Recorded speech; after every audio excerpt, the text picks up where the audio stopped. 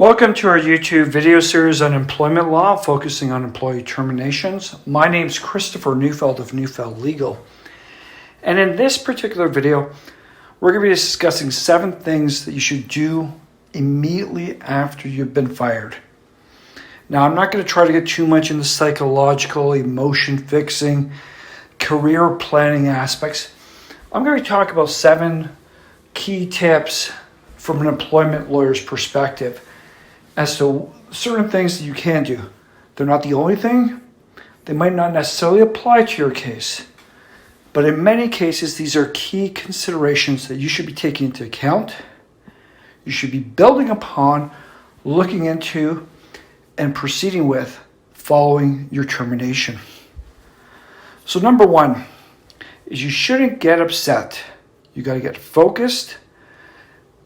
Put your mind on the task at hand. Yes, you've lost your job, but now you have to deal with the situation. And it's not only dealing with the situation as to going forward, but it's also to deal with the situation of your termination. And whether or not you've got the right package in the way of termination and severance pay package, but also to make sure that everything else that is owed to you, that is outstanding to yourself, is being provided to yourself, or you have the means to acquire it. Number 2, don't procrastinate. You need to protect your interests and oftentimes take very immediate action to advance those interests before you lose them. All too often, there are very strict timelines that are set out, very high expectations. And you can't wait around. You need to move quickly, rapidly, and with the right support. Otherwise, you could find yourself in a much more difficult position, or you're conceding a strategic advantage to the other side. Number 3, if you were forced to sign documents at the same time as you were terminated, you need to address that immediately. It's entirely inappropriate to sign documents at that time, to concede things at that time, so that you need to get in touch with a knowledgeable employment lawyer immediately to deal with this, because you should not be signing anything when you're terminated. You should be given the time to get legal counsel, to get your head on straight, and to proceed accordingly. Number 4, contact an employment lawyer and take immediate action.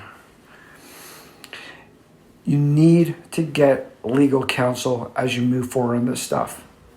This stuff is complicated. There's a lot of stuff that you can overlook, and in part, your former boss might well be overlooking stuff because the complexity is something they don't want to worry about. Furthermore, you have to understand your former boss's position. You're not providing them any more work going forward. You're not generating any more revenue for them.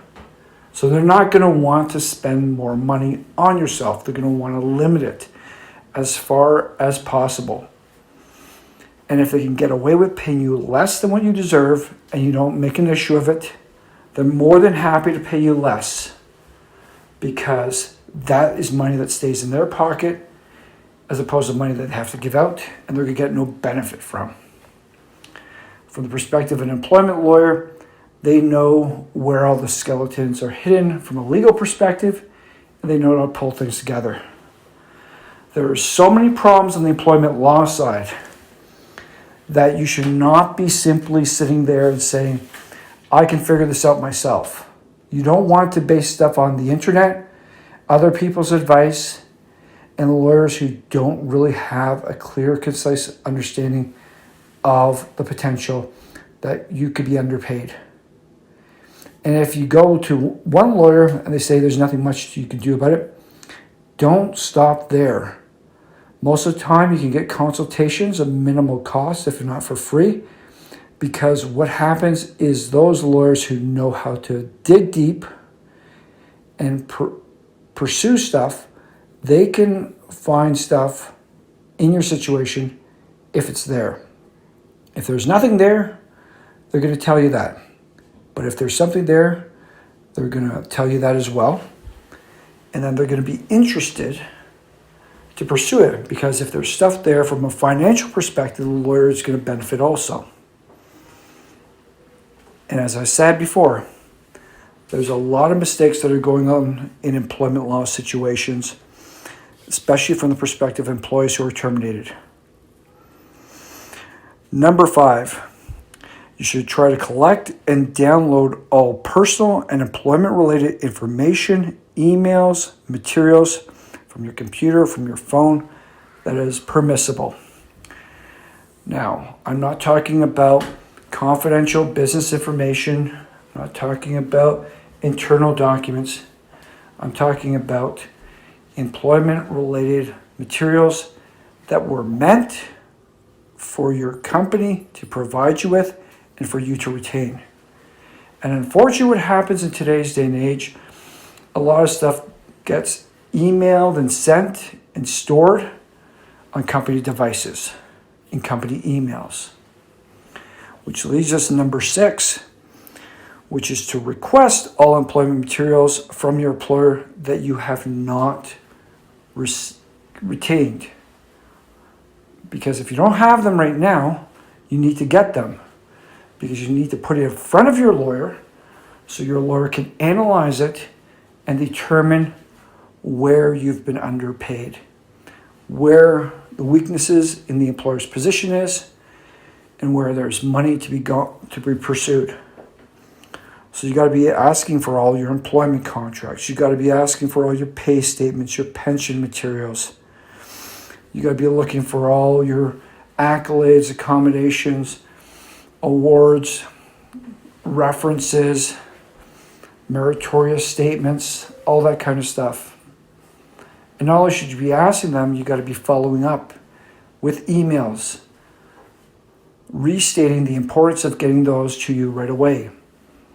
Because they're presenting you with short timelines to make a decision. But how are you supposed to make a decision with incomplete information?